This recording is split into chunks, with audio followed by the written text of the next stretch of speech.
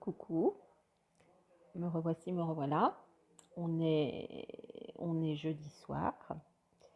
Une bonne nouvelle, je sors demain. Donc ça fait faire du bien. Non pas qu'on soit mal ici, hein, bien au contraire. Parce que franchement, quand c'est pas bien, on le dit. Mais quand c'est bien, il faut le dire aussi. Donc, le service viscéralgie à l'hôpital est particulièrement exceptionnel ici. Et je voudrais remercier, mais alors vraiment remercier toute l'équipe du service, que ce soit l'agent d'entretien, l'AS, l'IDE, le médecin du service, les chirurgiens, enfin tous, à quelque échelle qu'ils soient, ils sont tous exceptionnels et vraiment dans la bienveillance. Ils sont à l'écoute de leurs patients et franchement, c'est top. Parce que quand on n'est pas bien et qu'en plus on se fait passer des savons, bah, c'est pas cool. Bah, ici, c'est pas le cas. Donc voilà, il faut le dire, j'ai essayé de parler comme il faut quand même, ils sont exceptionnels. Donc voilà, je vous remercie tous. Ça fait bientôt 6 mois que vous me chouchoutez quand je viens dans votre service. Donc merci, merci, merci, merci, mille merci à vous tous. Parce que voilà, je pense que vous le méritez. On ne vous le dit pas assez. Donc voilà, moi c'est fait.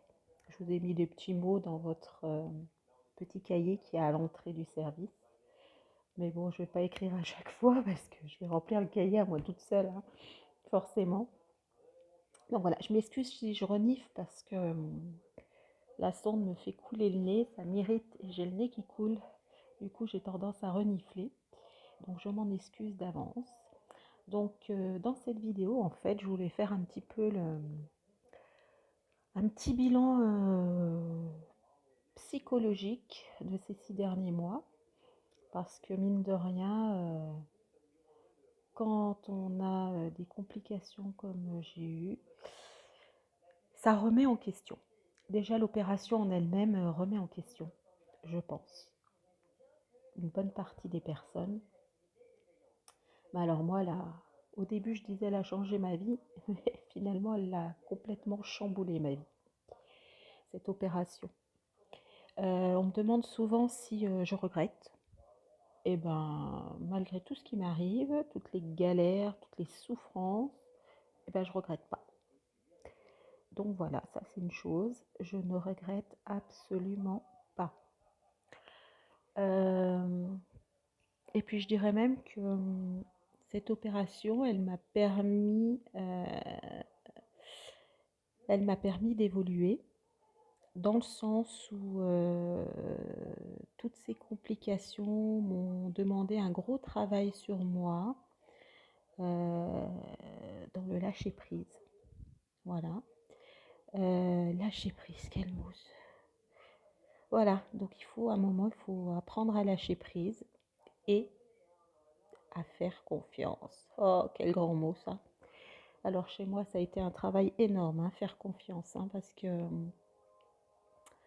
quand on a été trahi par des amis, par la famille, peu importe, c'est difficile après de faire confiance. Donc moi, il a fallu que je fasse confiance à plusieurs reprises à des médecins que je ne connaissais pas et ça a été très compliqué pour moi. Voilà, notamment quand il a fallu envisager les dilatations. On m'a présenté un médecin, pour vous donner un exemple. On m'a présenté un médecin, très bien en soi. Et puis, j'ai été contactée par un autre médecin et on m'a fixé un rendez-vous pour l'intervention par ce médecin que j'ai eu, que je ne connaissais pas, que je n'avais jamais vu. Et là, allez savoir pourquoi, panique à bord. Donc, je me suis dit, mais on me présente un médecin spécialiste de la dilatation et c'est un autre qui me contacte, qui va me prendre en charge. Déjà qu'on n'est pas bien, qu'on ne sait pas trop où on va et en plus, on se trouve face à ça. Ouais, ça a été compliqué. Je me suis dit: «Mais je le connais pas lui, qu'est-ce qu'il va me faire?» donc j'ai eu mon petit moment de panique, de remise en question évidemment. Mon cerveau s'est mis en route, hein. Donc remise en question totale et voilà, j'envoie un mail à mon chirurgien et je lui dis: «Bah non quoi, ça va pas être possible, j'ai pas confiance. J'ai pas confiance, je remets pas en question ses compétences, mais là, pas pour moi quoi. J'ai déjà la trouille, donc en plus si vous me faites ça, ça va pas être possible.» Donc voilà, le message a été transmis, le médecin m'a téléphoné, le médecin qui m'avait été présenté m'a téléphoné avec un remontage de bretelles évidemment, hein, ça on n'y échappe pas. Mais je crois que des fois, ils se rendent pas compte que eux, ils sont dans leur truc, hein. On est un patient parmi les autres qu'ils vont opérer. Sauf que moi, j'avais 4 mois de galère derrière moi, de souffrance, avec mes problèmes de confiance, hein, notamment. Et là, vous faites passer un branlon. On vous dit que bah, si ça vous convient pas, vous avez qu'à aller voir ailleurs, hein. En gros, c'était ça. Qu'elle pouvait m'adresser à d'autres médecins sur d'autres structures. Donc, bon, bah là, vous dites, mais moi, je veux rester à Chambéry. Donc, voilà. Donc, ça a été un petit peu dur. Ce petit moment a été compliqué pour moi. Et puis, bah là, vous dites, bon, Mireille, prends-toi en main, lâche prise et fais confiance. Ils sont compétents, ça va le faire. Mais en plus, elle m'a dit une phrase qui a suffi à me rassurer. Une seule phrase, c'est: «Mais on travaille toujours à deux, je serai au bloc.» Donc si elle avait commencé par ça, c'était fini. Voilà, sauf que ça m'a pas été expliqué quand on s'est rencontrés. Et du coup, ben voilà, moi ça a déclenché panique à bord chez moi. Mais bon, voilà, c'est un épisode passé, ce sont de très très bons professionnels. Mais voilà, en amont, il faut pouvoir accorder sa confiance. Donc gros, gros, gros travail là-dessus. Et puis, en fait, une fois que vous rencontrez les deux professionnels, ils sont top, comme d'hab, hein, de toute façon. Heureusement qu'ils sont là, ces médecins. Voilà, ça a été quand même un gros passage pour moi et un gros, gros travail. Et puis, à un moment, il faut lâcher prise parce que vous n'avez plus le choix. Au début, vous avez un petit peu le choix, et puis après, l'étau se resserre parce que quoi que vous tentiez, eh ben, c'est échec sur échec. Donc l'étau se resserre et puis vous n'avez plus de choix. Donc vous êtes face à obligé de. Et quand on n'a pas l'habitude d'être obligé de, eh ben, c'est hyper compliqué. Voilà, donc j'ai dû faire aussi un gros travail là-dessus. Euh, Et puis se dire, bon, ben, j'accepte, de toute façon, je n'ai pas le choix. Donc, il faut accepter ce qui arrive. Donc, et puis avancer avec ça. Voilà. Donc, ouais, psychologiquement, ça a été dur, mais finalement, je me dis aujourd'hui, c'est bien, ça m'a fait travailler plein de choses, j'en retire que du bénéfice. Sur le moment, c'est pas ce qu'on se dit, hein, croyez-moi, hein. Mais après, avec le recul, c'est vrai qu'on se dit finalement, c'est pas arrivé pour rien, tout ça, peut-être, j'en sais rien. On dit que le hasard n'existe pas, donc voilà. Des fois, on fait des rencontres dans la vie, je pense que c'est pas pour rien. Ça vous amène à un travail sur vous. Oui, donc c'est, voilà, je suis pas heureuse, mais contente de mon cheminement. Je cherchais le mot. Contente de mon cheminement parce que franchement, j'ai beaucoup changé.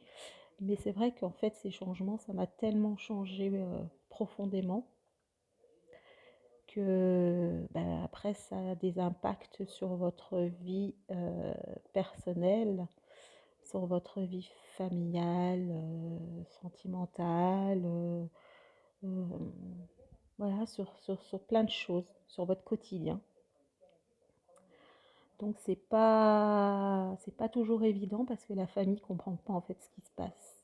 Vous changez physiquement, vous changez au niveau de votre caractère, vous changez, voilà, c'est difficile à expliquer, mais mais il y a un grand grand cheminement qui se fait et je crois que pour la famille c'est pas facile quand même, hein. Donc ils comprennent pas toujours. Pourquoi vous avez telle réaction alors que vous ne l'aviez jamais eue avant? Pourquoi vous vous comportez comme ça? Pourquoi? Ouais, enfin, voilà, moi c'est ce que me disent un peu mes enfants, hein. Ils me disent, maman, t'as beaucoup changé. Eh oui, j'ai changé, mais c'est comme ça, hein, il va falloir me prendre. Parce que moi j'ai pas l'intention de revenir comme avant. Donc c'est eux qui n'ont plus le choix maintenant, chacun son tour. Euh, voilà, c'était mon petit bilan. Ah oui, on m'a demandé aussi comment tu fais pour retrouver le moral aussi vite. Et j'ai cette capacité en moi de récupérer vite, c'est comme ça fait partie de moi d'une part.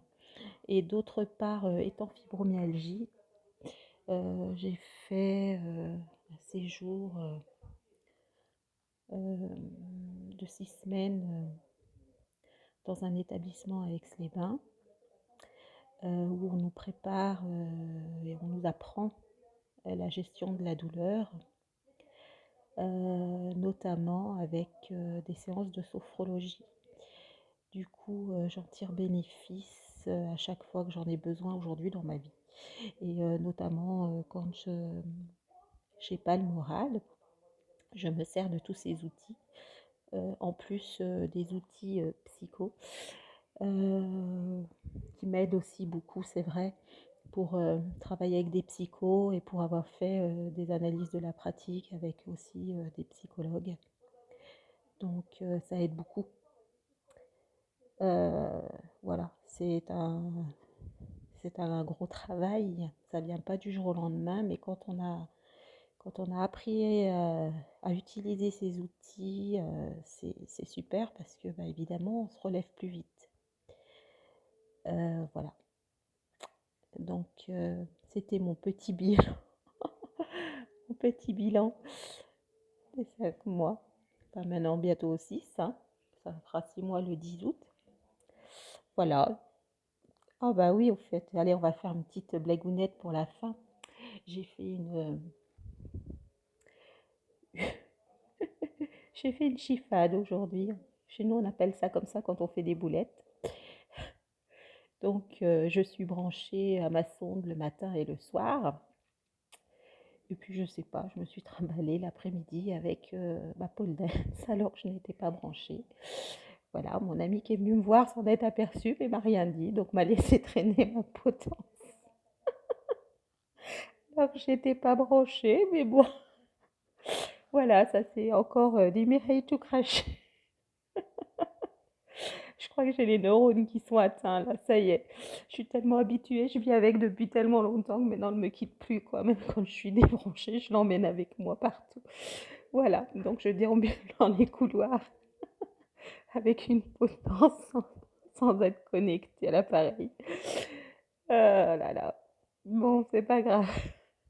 Allez, bye bye, et puis à bientôt. Ciao.